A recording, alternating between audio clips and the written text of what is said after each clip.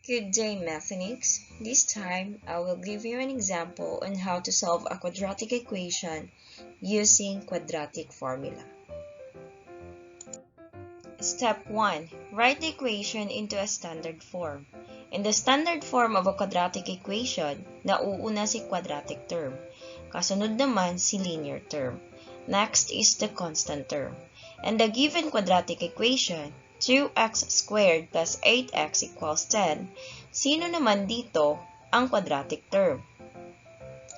Very good, the 2x squared. Sino naman ang kasunod ni quadratic term? Very good, si linear term. At sino naman dito si linear term? That's correct, the positive 8. And last is the constant term. Since our constant term is nasa unahan ni equals, kailangan natin siyang ilipat dito katabi ni x. Since 10 is a positive, paglipat mo sa kabila, magiging negative siya. And magiging 0 na ang nasa kabila. And this is the standard form of the given quadratic equation. After transforming the given quadratic equation into a standard form, for step 2, we will going to identify the value of a, b, and c. Now, in the given quadratic equation 2x squared plus 8x minus 10 equals 0, the value of a here is 2. Si a, yung katabi ni variable na may exponent na 2. And the value of b is 8. Si b is yung number na katabi ni variable na may exponent na 1. Now, the value of c is negative 10. Siya yung number na walang katabi na variable. Step number 3. Substitute the value obtained from step 2 to the quadratic formula. And the quadratic formula is x is equal to negative b plus minus the square root of b squared minus 4ac all over 2a. And ito yung mga value natin na nakuha natin sa step 2. At isasubstitute mo lang ang mga values na ito sa ating quadratic formula. So, copy x equals, and copy negative, and the value of b is 8, and copy plus minus, and the square root of, and substitute the value of b squared, and the value of b is 8, and don't forget the exponent 2, and minus 4, and multiply the value of a and c. Now, all over 2 times the value of a, which is 2. Step 4 is to simplify.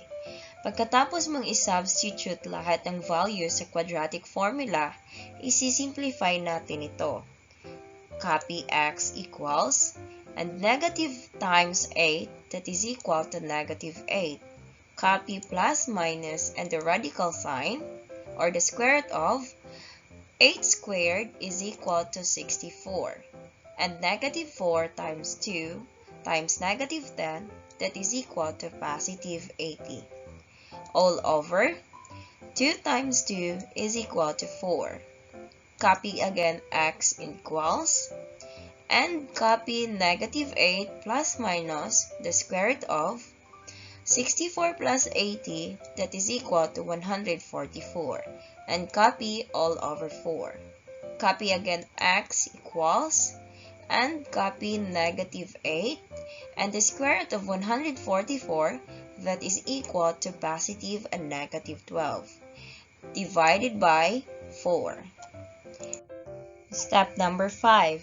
Separate the positive and negative 12 and solve for x. Ito yung x na nasolve natin kanina. X is equal to negative 8 plus minus 12 all over 4. Ang isang x magiging negative 8 plus 12 all over 4. At yung isang x naman magiging negative 8 minus 12 all over 4. Now, let's simplify them.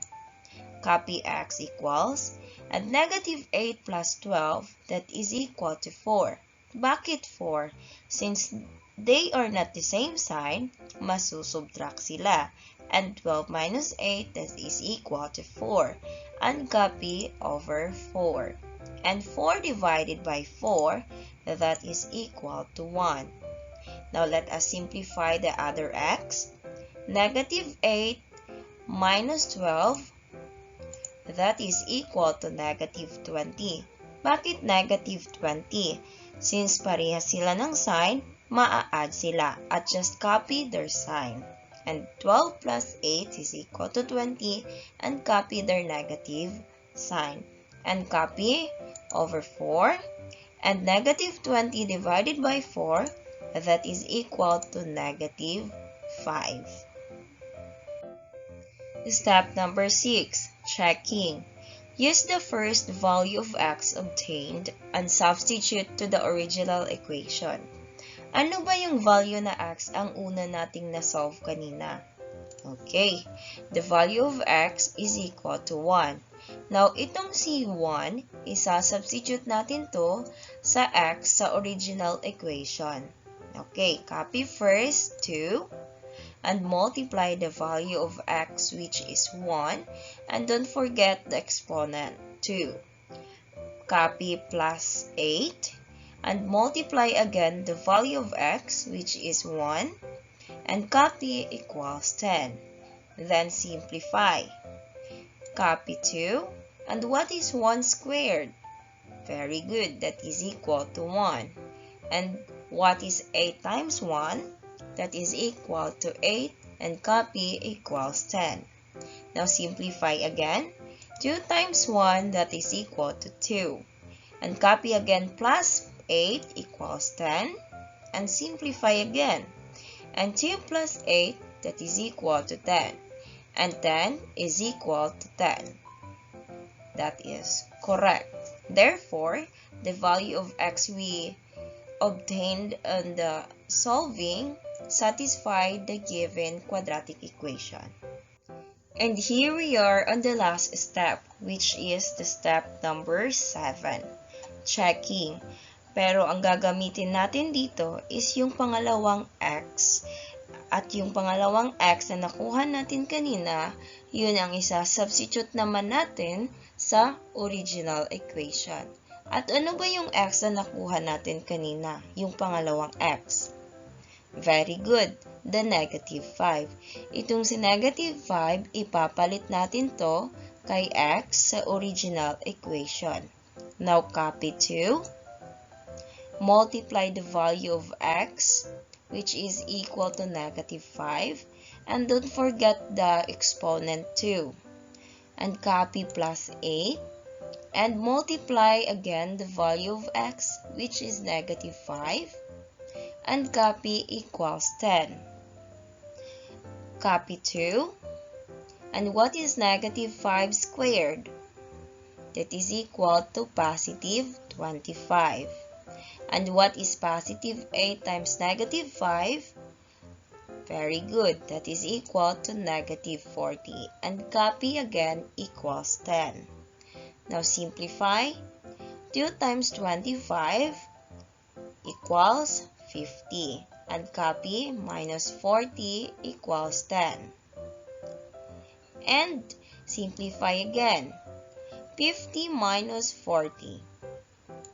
Very good, 10. And copy equals 10. And 10 is equal to 10. Check. Therefore, negative 5 satisfy the given quadratic equation.